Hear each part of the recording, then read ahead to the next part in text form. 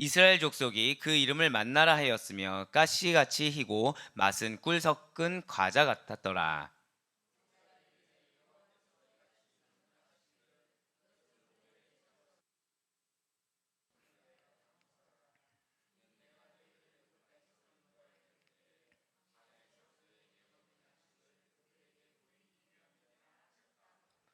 또 모세가 아론에게 이르되 항아리를 가져다가 그 속에 만나 한 오멜을 담아 여호와 앞에 두어 너희 대대로 간수하라.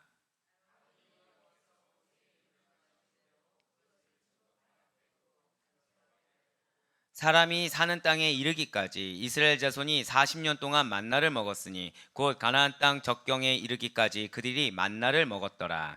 오멜은 10분의 1 에바이더라. 아멘. 할렐루야. 네, 오늘 변함없이 살아있는 주님의 말씀을 듣기 위하여, 그리고 주님께서 이렇게 우리가 하루의 시작을 말씀과 기도로 여는 것을 반드시 기뻐하시사 우리의 삶 가운데 반드시 역사하신다라는 그 믿음의 확신을 가지고 이렇게 특별 새벽 기도에 함께하고 계시는 여러분들을 주님을 환영하고 축복합니다. 우린 이 새벽에 출애굽기를 통해서 은혜 받는 귀한 시간을 가지고 있습니다. 자, 어떻게 여러분들 필사는 좀 많이 진전이 되고 계십니까? 이게 좀 그러니까 안 써서 가만히 계신 게 아니라 서로 상호간에 몇 장씩 썼는지 눈치를 보시는 건 이제 좀 알겠네요, 제가. 네. 괜찮습니다. 1장이어도 은혜요. 10장이어도 은혜며 20장이어도 은혜인 줄 믿습니다. 여기서 20장이라고 하니까 어떤 분이 지금 20장? 벌써? 네. 네. 뭐가 되면 어떻겠습니까? 여러분들 아마 지금 대다수 분이 말씀하시는 게 이렇게 필사를 하다 보니까 놓쳤던 부분도 다시 생각나게 되고, 그리고 다시금 메시지를 되새기는 은혜 시간이 된다고 말씀하신 반면에 어떤 분들은 손이 부러질 것 같습니다.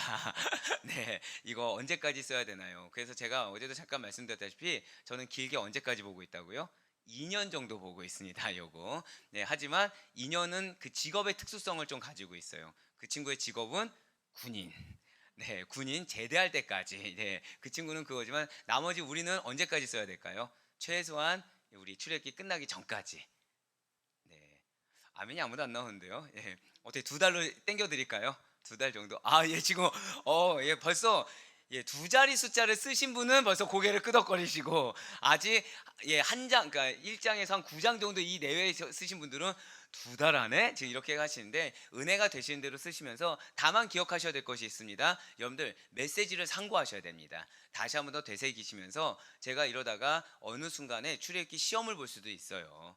네, 출애굽기 시험을 예, 그런 눈으로 보지 마시고 네, 그러니까 메시지를 상고하시면서 여러분들에게 유익이 되는 시간이니까 이렇게 한 절 한 절 쓰는데 좀 의미를 두시면 너무 감사할 것 같습니다. 예, 그렇습니다. 우리는 지금 출애굽기를 통해서 은혜 받는 시간을 가지고 있는데요. 사실 출애굽기에는 여러 가지 메시지들, 아마 여러분들 지금 경험하고 계실 거예요. 우리가 그동안 놓쳤던 메시지들도 있는 반면에 일맥상통하게 하나님께서 계속해서 우리들에게 권면 주시는 메시지가 있다라는 거죠. 제가 여러분들에게 드리는 말씀 중에 하나가 그런 것들이 있습니다. 하나님이 강조해서 반복해서 말씀하실 때는 왜 그렇게 하신다고요?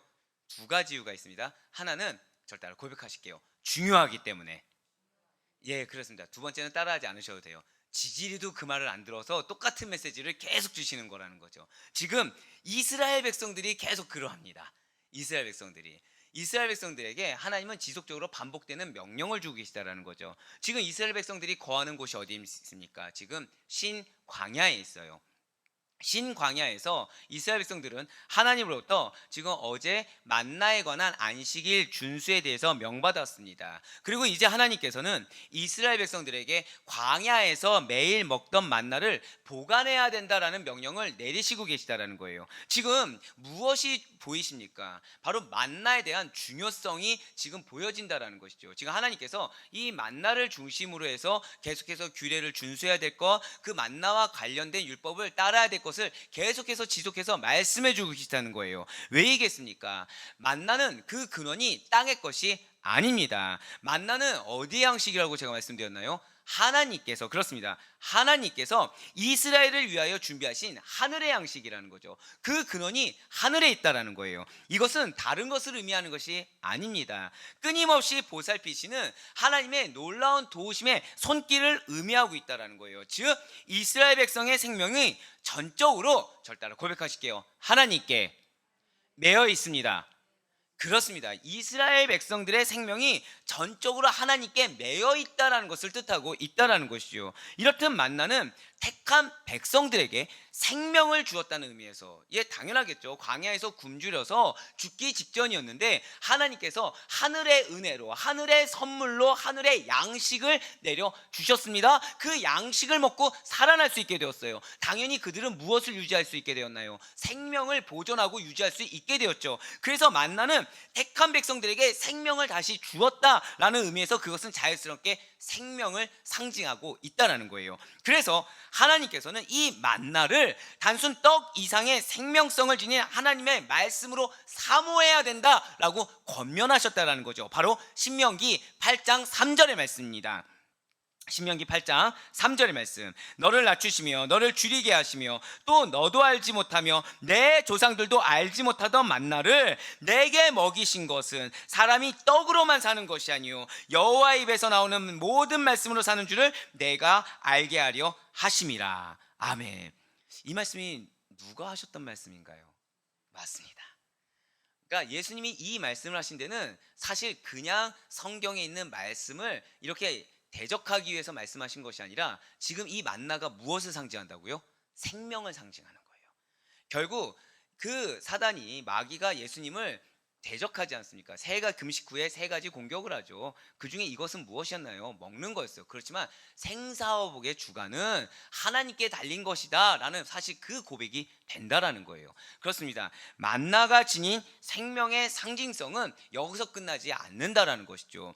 예수님께서 자신을 가리켜서 뭐라고 말씀하시나요? 하늘에서 오신 참 생명의 떡이라고 말씀하심으로 극치를 이루게 된다는 거예요. 왜냐하면 만나가 결국 우리의 육신적인 생명의 유지를 위해서 필요한 것이었다라고 한다면 이제 예수 그리스도로부터 주어진 그 생명, 영생이라는 것은 영적인 것임을 뜻하고 있기 때문이라는 거죠. 즉 만나는 결국 누구를 예표하는 것이냐? 저를 따라 고백하실게요. 생명 대신 예수 그리스도.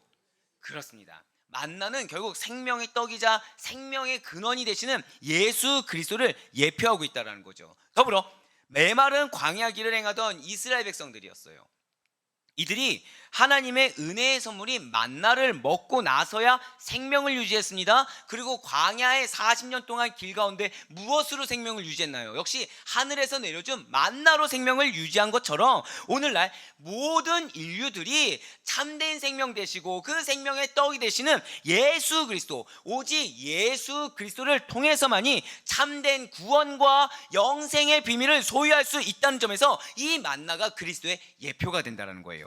이렇게 중요한 의미를 담고 있기 때문에 지금 하나님께서는 계속해서 지속적으로 만나와 관련된 안식일 준수뿐만 아니라 매일 먹던 이 만나를 보관해야 된다, 만나에 관련된 규례들을 지속적으로 지금 말씀해주고 계시다라는 거죠. 자, 좋습니다. 이렇게 만나를 보관하라고 지금 하나님께서 명령하신 이유는 또 무엇일까요?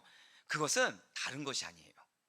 하나님께서 베풀어 주신, 절 따라 한 번 더 고백하시겠습니다. 은혜를 잊지 말아야 한다. 그렇습니다. 이걸 반드시 놓치지 마시길 바라요. 지금 하나님께서는 이스라엘 백성들에게 하나님께서 그냥 만나를 은혜의 선물로 주신 걸로 끝나지 않으셨어요. 사랑하는 여러분들에게 하나님께서 은혜를 주고 계십니다. 믿으십니까? 그런데 이걸로 끝나는 것이 아니라 그 은혜를 우리가 반드시 잊지 말아야 된다는 거죠. 그 은혜를 항상 기억해야 된다는 거예요. 그 은혜의 감격 속에 항상 잠겨 있어야 된다는 것입니다. 마찬가지로 하나님께서 만나를 보관하라 라고 말씀하신 이유, 명하신 이유가 하나님께서 너에게 베풀어 주신 은혜, 출애굽의 은혜, 홍해에서 구원해 주신 은혜, 마라에서 물로 너희 목마름을 해결해 주는 은혜, 그리고 이 신관양에서 만나를 통해서 너희의 굶주림을 사해 주시고 영생명을 다시 이끌어 주신 그 은혜를 잊지 말라라는 의미를 담고 있다는 것이죠. 분명 하나님께서는 이 이스라엘 백성들의 완악함을 알고 계셨어요. 이 이스라엘 백성들의 연약함도 알고 계셨습니다. 언제든지 그들이 상황이 달라지게 된다고 한다면 애굽으로, 그리고 세상으로 돌아갈 수 있음을 너무 잘 알고 계셨다는 거예요. 그렇기 때문에 그렇게 해서 받은 은혜를 속히 잊고서 세상으로 돌아가서는 안 되기 때문에 이스라엘 백성들은 하나님께서 광야 시간 동안 내려주신 그 은혜를 만나를 보관함으로 말미암아 항상 기억하고 기억에서 끝나는 것이 아니라 여호와 하나님을 늘 항상 경외하고 경배할 수 있어야 된다라는 바로 그런 의미인 것입니다. 그렇습니다. 이 만나를 통해서 이스라엘과 하나님 간에 다져진 결속력은 그 누구도 끊을 수가 없는 것이야 라는 그러한 말씀을 기억하라는 거예요. 만나를 통해서 무엇을 기억하라고요? 은혜를 기억하라는 것입니다. 하나님과 이스라엘 백성 간의 결속력, 결국 무엇인가요? 우리의 본질을 놓치지 말라는 것입니다. 예, 오늘날 우리들에게도 이렇게 하나님과 우리 사이를 견고하게 해주시는 만나가 있다는 거예요. 누구이겠습니까? 앞서 말씀드렸던 대로 맞습니다. 바로 구원과 생명의 떡이 되신 예수 그리스도시라는 거예요. 우리 역시 마찬가지입니다. 우리 역시도 언제나 이러한 예수 그리스도의 구원의 은혜를 잊지 말아야 된다는 거죠. 더불어서 예수 그리스도만을 경외해야 돼요. 항상 구원받은 자로서의 거룩한 행실과 삶을 추구해야만 한다는 것입니다. 그렇다면 이러한 하나님의 은혜의 선물인 만나, 이 만나는 대체 무엇인가요? 오늘 보면 31절 말씀 보시길 바랍니다. 오늘 보면 31절 말씀을 보시면 이스라엘 족속이 그 이름을 만나라 하였으며 가시같이 희고 맛은 꿀 섞은 과자 같았더라. 아멘. 지금 만나에 대해서 설명하고 있죠. 그 모양은 가시 같았다고 하고 있어요. 희었다고 하고 있습니다. 이 가시가 저도 잘 몰라서 찾아봤는데 가시라는 열매예요. 진짜 그냥 우리가 왜 사과씨, 배씨 하듯이 가시 열매입니다. 가시 열매인데 애굽이나 팔레스타인 그리고 요단 등지에서 자생하고 있는 이 가시, 그 씨앗은 일종의 고수풀 씨앗과 비슷하다고 하고 지금 향신료로 쓰이는 겁니다. 갈아가지고 마치 후추와 같이 이 일대에서 실제 향신료처럼 쓰이는 거라고 하더라고요. 예, 맞습니다.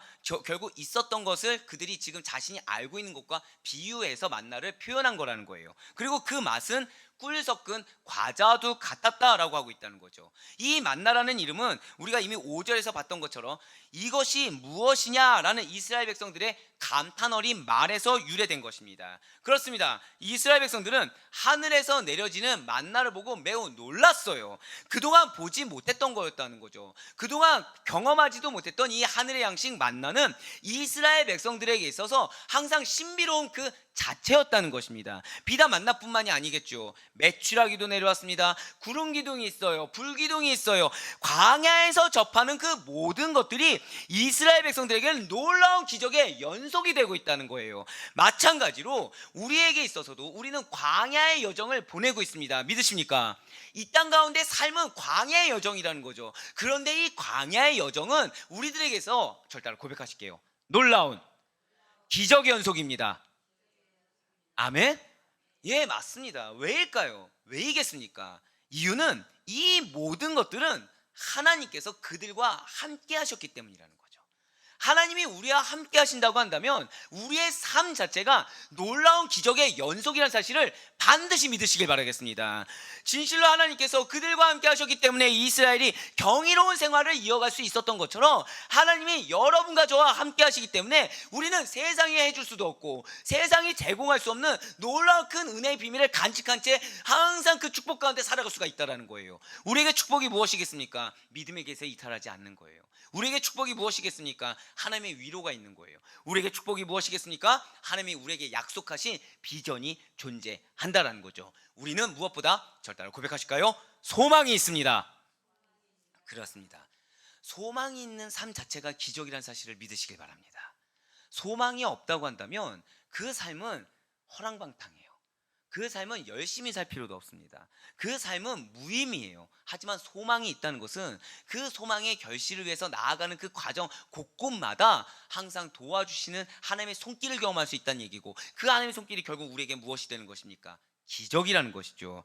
예, 맞습니다. 이스라엘을 보시길 바래요. 지금 이스라엘은 하나님께서 함께 하심으로 말미암아 광야에서 굶주리지 않을 수가 있었어요. 낮에 태양빛에도 상하지 않을 수가 있었습니다. 밤의 추위에도 떨며 얼지 않을 수가 있었다는 거죠. 오늘날에도 우리들에게 이렇게 동일하게 하나님의 영광과 권능이 나타나고 있음을 믿으시길 바라겠습니다. 우리가 알든지 모르든지, 우리가 깨닫든지 깨닫지 못하든지 간에 상관없이 만일 우리들에게 하나님의 능력이 임하지 않는다고 한다면 우리는 신앙생활을 지속할 수 없다는 거예요. 무엇이 맞는지 분별하지 못하고 우리는 늘상 그래왔던 것처럼 그냥 다른 사람이 가자는 대로 세상의 흐름이 그런 대로 끌려갈 수밖에 없는 세상 사람들과 동일하게 살아갈 수밖에 없다는 거죠. 하지만 우리는 그렇게 살고 있지 않다라는 거예요. 여러분과 저는 예수 그리스도를 믿는 믿음으로 말미암아 구별된 존재들입니다. 믿으십니까? 그리고 이 땅 가운데 현상이 놓여졌을 때 이 현상을 내 눈이 보이는 대로 판단하는 것이 아니라 믿음으로 분별하는 자들이 여러분과 저라는 거죠. 이것이 특별한 은혜라는 거예요. 왜요? 하나님의 영광과 권능이 없다고 한다면 우리는 그렇게 분별하며 살아갈 수가 없습니다. 하나님의 영광과 권능이 없다고 한다면 나를 향한 하나님의 음성도 들을 수가 없고 말씀 가운데 깨달음도 얻을 수가 없으며 무엇보다 우리는 이렇게 신앙생활을 지속할 수가 없다라는 거예요. 더불어 이 어지럽고 혼탁한 세대 가운데 삶을 영위할 수도 없다라는 것이죠. 하나님이 동행하지 않으신다고 한다면, 하나님이 보호하지 않으신다고 한다면 우리는 이미 어떻게 돼도 이상하지 않을 멸망받을 존재였던 것입니다. 그렇습니다. 지금 우리는 감사하게도 신앙생활을 지속하고 있습니다. 우리는 믿음의 길에서 이탈하지 않았어요. 우리는 또한 믿음의 삶 또한 영위하고 있다는 거죠. 이것이야말로 여러분과 저의 삶이야말로 우리의 신앙생활이야말로 하나님의 영광과 권능이 우리에게 임하고 있는 증거가 된다는 사실을 반드시 믿으시길 바라겠습니다. 하나님께서는 너의 믿음이 커야 증거가 되라고 얘기하지 않으셨어요. 믿음이 있기만 한다고 한다면, 믿음만 있다면 우리는 증거가 되는 것입니다. 그 믿음을 키우시는 이는 누구십니까? 하나님이세요. 우리는 그 사실만 믿으면 된다는 거죠. 또한 우리의 신앙 선배들은 거기서 끝나지 않았습니다. 나에게 하나님의 영광과 권능이 임했구나 라고 하고 끝나지 않았다는 거예요. 대대로 전수받은 그 믿음의 역사를 또 후대에게 증거했다라는 거죠. 이러한 복음 증거가 계속 이어져 내려와서 오늘날 여러분과 저가 구원받은 자로서 이 자리에서 지금 함께하고 있는 것이 아니겠습니까? 하나님께 받은 은혜들을 함께 나누면서 기쁨이 배가 되는 공동체가 교회 공동체임을 믿으시길 바라겠습니다. 또한 도전받아서 더 열심으로 결단할 수 있는 공동체라는 거죠. 더 하나님의 은혜를 사모하면서 하나님의 임재하심과 하나님의 뜻하심과 그리고 그분의 뜻이 전부가 된다. 그분이 우리에게 주신 사명이 전부가 된다는 것을 확신하게 된다라는 거예요. 그것이 믿음의 공동체인 것입니다. 그래서 하나님께서는 하나님의 은혜의 상징인 이 만나를 당신의 영광을 위해서 그리고 그 은혜를 잊지 말라고 대대 후손을 위해 보관하라고 명령하셨다라는 거죠. 오늘 보면 32절과 33절 말씀 보시길 바래요. 모세가 이르되 여호와께서 이같이 명령하시기를 이것을 오멜에 채워서 너희의 대대 후손을 위하여 간수하라. 이는 내가 너희를 애굽 땅에서 인도하여 낼 때에 광야에서 너희에게 먹인 양식을 그들에게 보이기 위함이니라 하셨다 하고, 또 모세가 아론에게 이르되 항아리를 가져다가 그 속에 만나 한 오멜을 담아 여호와 앞에 두어 너희 대대로 간수하라. 아멘. 지금 하나님의 명령에 따라 아론이 만나 그 한 오멜을 항아리에 담아 증거판과 함께 보관하였습니다. 하나님께서 지금 이렇게 만나를 보관하도록 하신 이유가 무엇이라고 나왔나요? 이스라엘 백성들이 이 대대로 하나님께 그들을 위해 베푸신 은혜를 잊지 말라고, 그것을 기념하라고, 그리고 그들로 하여금 당신을 경외하도록 하기 위함이라고 분명히 말씀을 드렸어요. 그런데 비단 이런 뜻만 있었던 것은 아니라는 것이죠. 자, 32절 말씀 한번 다시 한번 더 보시길 바래요. 32절 말씀 보면 이것을 오멜에 채워서 그 다음에 뭐라고 나와 있습니까? 너희의 대대 후손을 위하여 간수하라. 지금 하나님께서는 지금 너희의 때만을 위한 것이 아니라고 말씀하고 계시는 거예요. 이스라엘의 후손을 위해서도 이 만나를 보관해야 된다라고 지금 말씀하고 계시다라는 거죠. 그리고 33절 역시도 같은 말이 반복되고 있습니다. 33절 말씀도 다시 보시길 바래요. 맨 마지막에 뭐라 나와 있나요? 너희 대대로 간수하라. 네, 맞습니다. 만나를 보관하는 일은 하나님의 영광을 위한 것이 맞습니다. 그분의 은혜를 잊지 말라는 것이 맞아요. 그분을 경외하는 삶을 다시 한 번 더 결단하고 나아가는 그런 동기부여 증거가 되는 것이 맞습니다. 그런데 비단 거기서 끝나는 것이 아니라는 것이죠. 누구를 위하는 것입니까? 나의 후대를 위한 거라는 거예요. 만나를 보관하는 것이 대대손손을 위한 거라는 거죠. 그들의 후대 역시도 하나님의 은혜를 잊어서는 안 된다라는 것입니다. 더불어서 하나님을 경외하지 않음으로 인하여 받게 되는 징벌에서 속히 피할 수 있도록, 즉 이 만나가 담은 항아리를 보고서 하나님께 불순종한 자들이 어떠한 징벌을 받게 되는지 기억하라는 거예요. 하나님이 없으면 우리가 생명을 유지할 수 없음을 기억하라는 거죠. 이것은 우리 역시 마찬가지라는 것입니다. 혹시라도 우리 자녀들이 믿음에서 멀어지고 있다, 혹여라도 내 자녀들이 지금 믿음이 없다, 혹여라도 내 자녀들뿐만 아니라 내가 지금 가르치는 학생들이나 또는 내 부하 직원이나 내 믿음의 후대들이 좀 무언가 믿음이 부족하다라고 여긴다고 한다면, 부모된 자로서, 먼저 영적 선배된 자로서 그들에게 하나님의 은혜를, 그리고 그 구원의 감격을 가르쳐야 할 사명과 의무가 여러분과 저에게 있다는 사실을 반드시 기억하시길 바라겠습니다. 사랑하는 여러분들은 여러분들이 사랑하는 자녀들에게 무엇을 주기를 원하십니까? 많은 안타까운 것은 교회 다니시는 부모님들께서 신앙과 믿음이 중요합니다, 하지만 이 세상은 그걸로 살아갈 수 있는 것이 아니에요라고 은연중에 많이 말씀하신 것을 듣곤 합니다. 그래서 그분들은 세상적인 배경이나 물질 등의 세상적인 부유함을 좀 자녀들에게 채워주기를 원하는 경우를 보곤 한다는 거죠. 그러나 여러분들 반드시 기억하시길 바래요. 하나님을 경외하는 법을 배우지 아니한 자녀들은, 그래서 그 중심에 언제나 하나님을 우선적으로 모셔야 됨을 배우지 않는 자녀들에게 많은 재물을 주게 된다고 한다면 그 자녀는 게으른 탕자가 될 수가 있다는 거예요. 세상적인 배경을 먼저 주고자 한다고 한다면 그 세상의 창조자가 하나님이시고 그 하나님이 나를 주장하여 주시사 나를 도구로 쓰신다라는 그 마음의 중심과 하나님의 주권을 먼저 가르치지 않는다고 한다면 그 자녀는 교만한 자로 성장할 수밖에 없다라는 것이죠. 왜 많은 교회 다니는 자녀들 중에서 이렇게 무언가 잘못된 길로 가고 또 무언가 세상적으로 빠진 일이 무엇이 있겠습니까? 이유는 단 하나라는 거예요. 우선순위가 바뀌었기 때문이라는 거죠. 믿음을 가르칩니다. 하지만 믿음을 가르치노라 하면서 자꾸 무언가 세상적인 것이 더 우선됩니다. 신앙을 가르친다고 해요. 하지만 신앙을 가르친다고 하지만 정작 부모님들의 그 삶의 표본이 신앙이 우선이 아닌 것을 보여주게 되는 것입니다. 사는 여러분들, 언제나 하나님을 경외하는 법을 먼저 가르칠 수 있는 우리가 되길 간절히 소망합니다. 더불어서 우리의 마음 중심에 언제나 하나님이 전부가 되어야 되고 하나님이 우선되어야 된다, 하나님이 전부이란 사실을 가르치며 나아갈 수 있는 여러분과 제가 되길 간절히 소망합니다. 그 가운데 이 세상뿐만 아니라 우리 사랑하는 자녀들의 주권 역시도 하나님께 있다라는 하나님의 주권, 신본주의를 가장 먼저 가르칠 수 있는 여러분과 제가 될 수 있길 간절히 소망합니다. 그렇습니다. 가장 먼저 하나님의 은혜를 기억하게 해야 돼요. 우리의 교육의 첫 번째 무엇이라고요? 하나님을 경외하는 법이 첫 번째라고 한다면 그 두 번째는 하나님의 은혜를 먼저 기억할 수 있게 해야 된다는 거죠. 어떠한 상황이 놓였을 때 이 내 사랑하는 자녀가 이 상황을 세상적으로 분석하기에 앞서서 받은 은혜를 먼저 기억할 수 있어야 된다는 것입니다. 사랑하는 여러분들, 우리는 이미 받은 은혜가 충만합니다. 믿으십니까? 족할 만큼 은혜를 주셨어요. 그렇지만 그 은혜가 과연 어떻게 주어졌나요? 내가 무엇을 해서 주어졌나요? 아니라는 거예요. 선물로 주어졌다는 거죠. 하나님이 나를 긍휼히 여겨서 주신 것입니다. 하나님이 나의 작은 믿음을 보고 그 은혜를 끼쳐 주셨다라는 거예요. 그걸 가르치신다는 거죠. 내가 아무것도 한 것이 없지만 하나님은 나를 불쌍히 여겨주셔서 나의 작은 믿음을 보고서 이 아비의 때, 어미의 때에 이런 은혜를 더해줬다라는 것을 가르칠 수 있어야 되는 것입니다. 그래서 말씀을 준행하게 하는 가운데, 자, 세 번째가 무엇입니까? 첫 번째는 우리가 먼저 하나님을 경외하는 법. 두 번째가 무엇이었어요? 먼저 항상 내가 받은 은혜를 되새겨보게 하는 것. 일의 판단의 유무에 앞서서 먼저 받은 은혜를 되새겨보는 것. 그게 무엇이에요? 받은 은혜가 크다, 이게 끝이 아니라 어떻게 주게 되셨는지, 내가 어떤 상태였는지, 나의 무엇을 보고 주셨는지. 세 번째가 무엇입니까?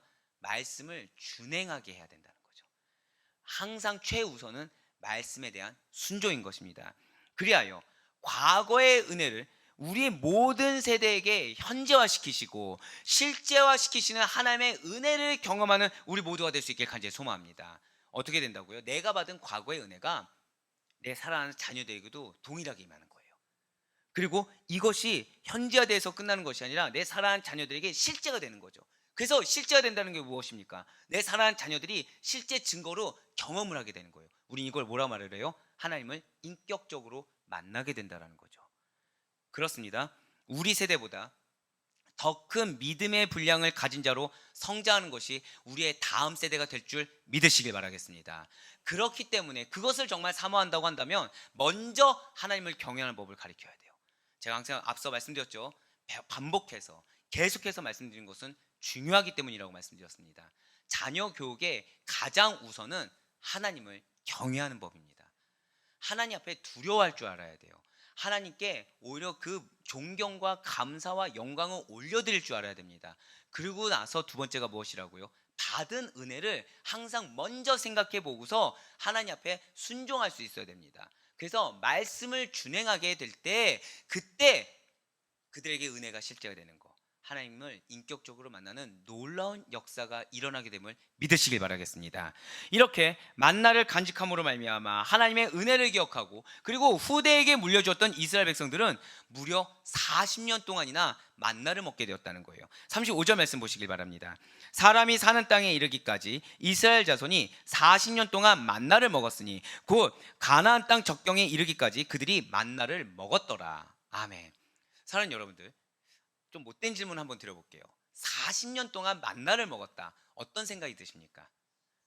지겹다. 자, 감사하다. 있으시나요? 저는 이럴 때 뿌듯함을 느낍니다. 이럴 때. 사실은 여러분들이 일을 왜 하시나요? 생계를 유지하기 위해, 하나님의 영광을 위해서라고 하지만 사실 대다수가 우리가 이 땅 가운데 생계를 유지하기 위해서 일을 합니다. 일을 하지 않으면 우리가 생계를 유지하기가 쉽지가 않죠. 그렇죠? 지금 만나를 얻기 위해서 이스라엘 백성들이 어떠한 노력을 했습니까? 이렇게 생각하시면 돼요. 여러분들이 일을 하지 않아요. 하루 종일 하는 게 예배만 드리는 겁니다. 하루 종일 하는 게 말씀을 듣고 순종하는 거예요. 그러면 내 피로가 그냥 들판에 널려져 있는 거예요. 내 피로가, 내가 필요하다 생각했던 것들이, 아니면 뭐 돈이나 뭐 이런 것들이 들판에 널려져 있는 거예요. 자, 어떻게 생각되십니까? 이게 여러분들에게 고정적으로 마치 연금과 같이 500만 원 뭐 이 정도가 항상 40년 동안 여러분들에게 매달 주어진다, 매일같이 주어진다 생각해 보세요. 자, 어떻게 들리십니까? 지겨우십니까? 네, 이겁니다. 엄청난 감사라는 거죠.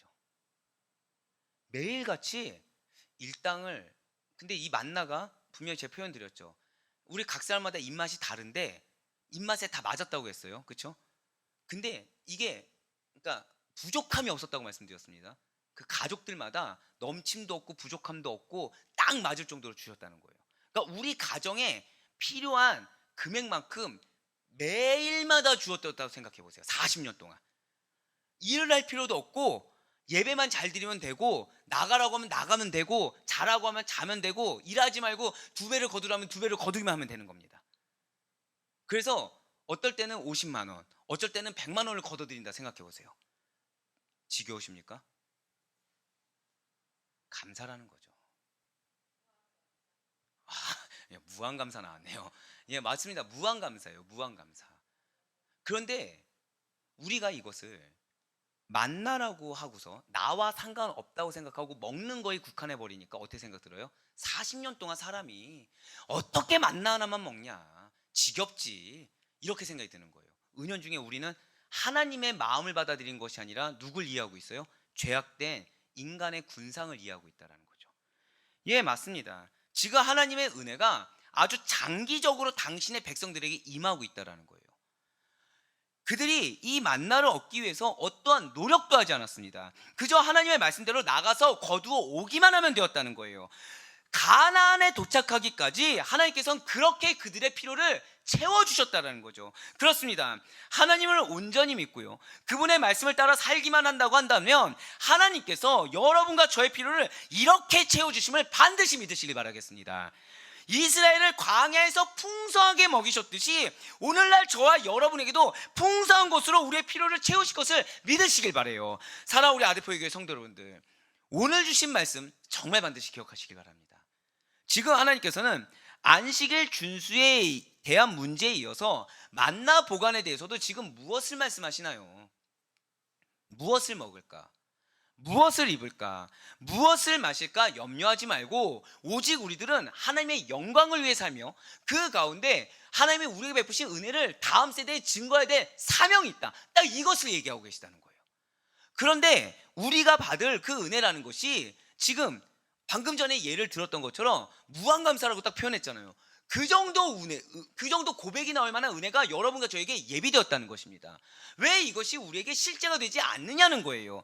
그런 염려는 하나님을 알지 못하고 하나님을 믿지 못하는 세상에 속한 사람들의 것이라는 것입니다. 우리의 것이 아니라는 거죠. 이스라엘 백성들을 생각해 보세요. 염려와 걱정이 있으니까 어떻겠습니까? 하나님이 하지 말라고 한 것만 하지 않습니까?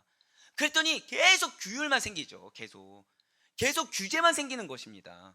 만약 우리가 하나님을 믿는다고 하면서 우리의 심령이 염려와 걱정과 근심으로 가득 차 있다고 한다면 우리가 하나님을 알지 못하는 자들과 하나님을 믿지 않는 자들과 그리고 이 불순종한 이스라엘 백성들과 다를 바가 뭐가 있겠습니까?